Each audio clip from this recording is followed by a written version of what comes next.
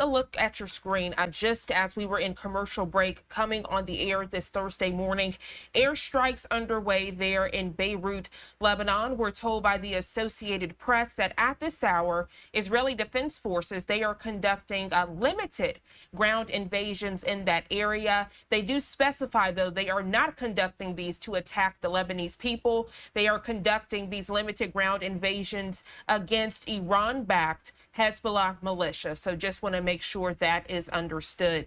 As we continue to follow breaking news headlines, we're also following the very latest as it relates to conflict with Israel and Iran. Take a look at your screen. This is the latest video we're getting from our Fox News partners.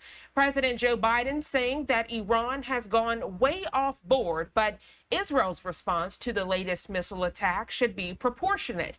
It comes amid speculation that Israel could target Iranian infrastructure like nuclear sites and even oil rigs. Israeli officials say the response will be painful, with the anniversary of the October 7th attacks less than 1 week away. Fox News senior correspondent Mike Tobin joins us from Haifa, Israel, with the latest. For the first time in this conflict, Hezbollah fighters directly engaged Israeli forces. An ambush involving anti-tank missiles in South Lebanon killed 8 Israeli soldiers. I would like to send my deepest condolences to the families of our heroes who fell today in Lebanon.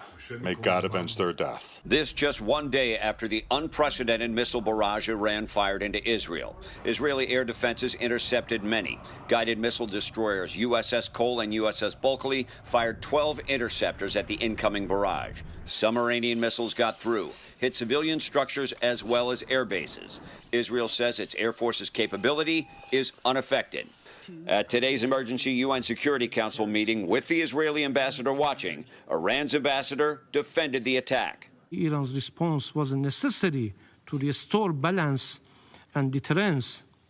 Israel must understand that each act of aggression it makes is not unpunished and will be met with consequences. Weighing retaliation to the second direct attack from Iran, the chiefs of Israel's defense establishment met in the Kiryat, Israel's version of the Pentagon. We have the capabilities to reach and strike any point in the Middle East, and those of our enemies who have not yet understood this will soon understand. Still cautious about escalation, U.S. President Joe Biden said he would not support an Israeli strike on Iranian nuclear facilities. Instead, he promised sanctions and called for a meeting of G7 leaders. All 7 of us agree that they have a right to respond, but they should respond in proportion. With the fight still on multiple fronts, Hamas has now claimed responsibility for those 2 Palestinian attackers who opened fire on civilians in Jaffa near Tel Aviv. They killed 7 before the gunmen were also killed. In Haifa, Israel, Mike Tobin, Fox News. Mike, thank you so much for that detailed report, giving you another angle of the current ground incursions going on right now in Beirut, Lebanon, as Israeli Defense Forces, they do continue to target Iran-backed Hezbollah militia. Joining us live this morning to further discuss the latest with this conflict in the Middle East is Ruthie Blum, former advisor to the office of Israeli Prime Minister Benjamin Netanyahu. Ruthie, always a pleasure to speak with you here on Live Now. Good morning. Good morning, Jeannie, and it's always a pleasure to be here. So, Ruthie, chaotic is probably an understatement to describe the feeling and the emotion you and your loved ones have been experiencing out there in Israel. You're in Tel Aviv at this hour. Could you paint a picture for us as you were hearing the sirens in your area? What did you experience as all of this chaos was unfolding? Well, I'll tell you, I happened to be on a train from Jerusalem to my home in Tel Aviv, and the train ride is about half an hour, that's all. However, the conductor announced halfway through the ride that this is as far as we're going and forced us to disembark on a station before the one where I needed to get off. Unfortunately, in the neighborhood where there are very few bomb shelters or structures, places to hide. So we had to get off the train. And when we got off the train looking for buses or taxis to get where we needed to go, 2 things were happening simultaneously. One is that there were 2 terrorists in Jaffa right nearby. It was about 10 minutes away, had opened fire on innocent people on the light rail train. And so ambulances and police cars were whizzing by with their sirens. And then we had air raid sirens. And what you're supposed to do in an air raid siren, if you don't have a bomb shelter, is either to go into a stairwell of a nearby building, or if there is no such thing available, you're supposed to lie down on the ground and put your hands over your head to avoid shrapnel and injuries. Well, so there we were listening to these sirens about terrorist attacks, receiving WhatsApps from family members saying, "Are you safe from the terrorists?" when the missiles started flying. Once we got on the bus, we had to get off of it 5 separate times because you are not allowed to remain in a vehicle during an air raid siren because the vehicle could catch fire. So we had to keep getting off the bus and lying on the pavement.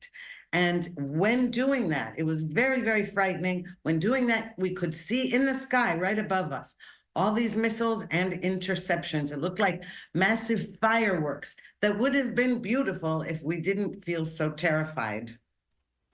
Ruthie, I appreciate your bravery sharing that, because as you were explaining that, I had chills just thinking of what you were experiencing in that moment, the fear and the unknown of what could happen. So thank you so much for sharing that with the viewers. I know it might have been tough to say. And we're hearing this is not a one and done, right? Some areas of Israel still have sirens going off at this hour. And we're close to the anniversary of that tragic day on October 7th. Many people thinking for this to happen, it's very calculated by Iran, and then current chaos also by Hezbollah. Yes, well, I will tell you one thing, though, about Israelis. I think that the general mood in Israel has been uplifted by the fact, A, that we have taken out many Hezbollah leaders, and that we have started a ground incursion into Lebanon. Again, not against the Lebanese people, against Hezbollah, that has tunnels and weapons and was planning an October 7th-like attack in the manner that Hamas did on October 7th last year.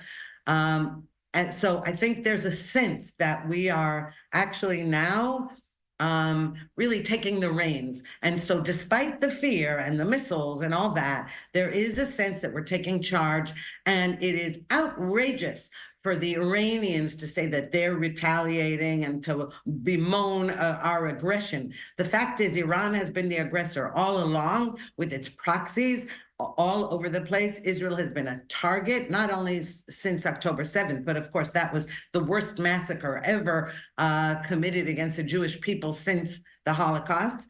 But Iran is behind the Houthi bombings, the Houthi missiles being launched at Israel, and Hezbollah, incessant missile fire by Hezbollah. And so then I'd like to just make one point about what President Biden said. It has to be proportionate. I don't know what he means. Does that mean that we should now fire ballistic missiles at all the Iranian people and keep going and have them lie on the ground with their hands on the air? What does proportionate mean? We were under massive assault. Imagine after 9/11, if after that, the day after 9/11, the battlefield was not far away, but in New York and California. Imagine if you had incessant rocket fire after that event. It is untenable and inexcusable. Ruthie, you raise a great point, because many people, including yourself, did have concern about that remark from President Joe Biden. They were saying you can't really tell Israel how to respond when they are being attacked by all sides from different terroristic organizations. We know that the U.S. and other world leaders are encouraging Israel to kind of scale back on the fighting to prevent a full-scale war. But people who live in the area are saying, look, that full-scale war seems like it's already underway anyway. Absolutely. This has been a full-scale war for a year. Make no mistake. Okay. However, however military men define a full-scale war, I can tell you as an Israeli, we have been experiencing it for an entire year.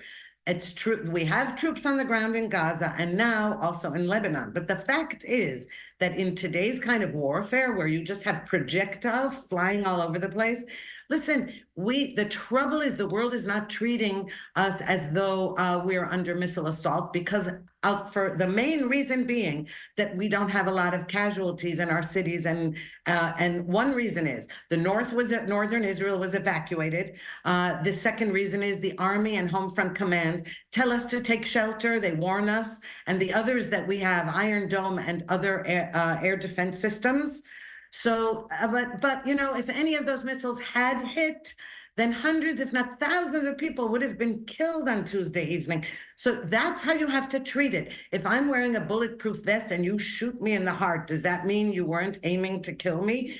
The fact that Israel does not aim to kill civilians, but Iran's proxies purposely aim to kill not only Israeli civilians, but their own civilians, so that the international community will tie Israel's hands.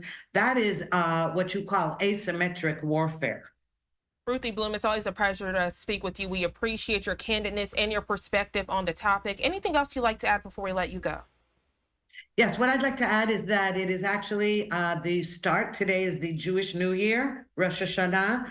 It is the start of a series of high holidays in Israel, where most people right now are with families or in synagogue. And I will point out that a year ago, the October 7th massacre also happened in the midst of these holidays, the holiday called Simchat Torah. Well, a whole year has passed, and we are hoping that now these holidays will see us being not the aggressors, being taking charge and being the protectors and fighting on behalf of the West against these terrorist thugs. Ruthie, thank you so much for your bravery and your candidness, praying for your safety, and I hope you enjoy the rest of your day. Thank you so much. Thank you so much, Janae. Thank you.